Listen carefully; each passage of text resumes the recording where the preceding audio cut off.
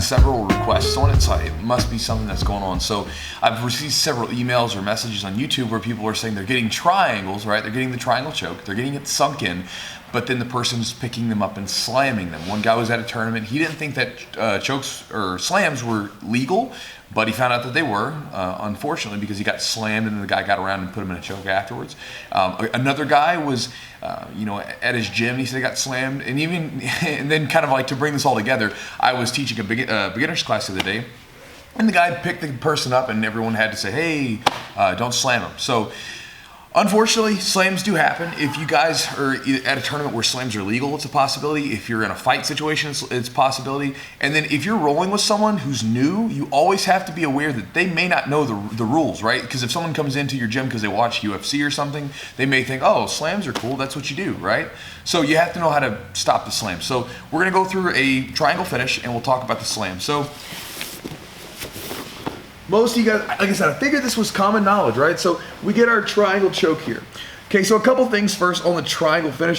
One, work on the head a lot, right? Because if I pull in the head, it makes it more difficult for the person to, escape and to slam, because the slam typically is gonna require good back strength, which requires good posture, right?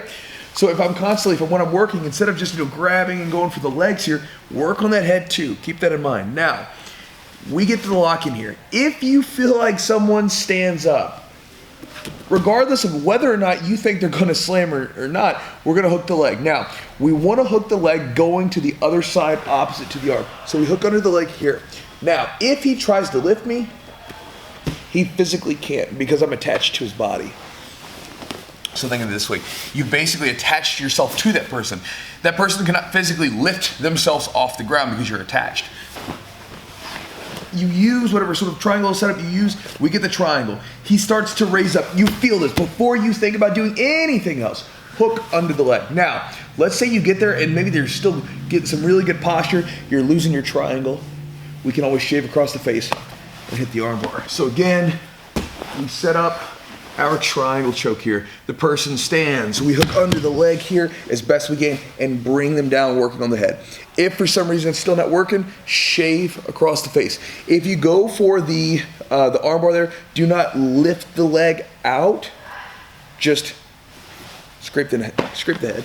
Okay, and guys, as a side note, let's say you get some big, strong dude, okay?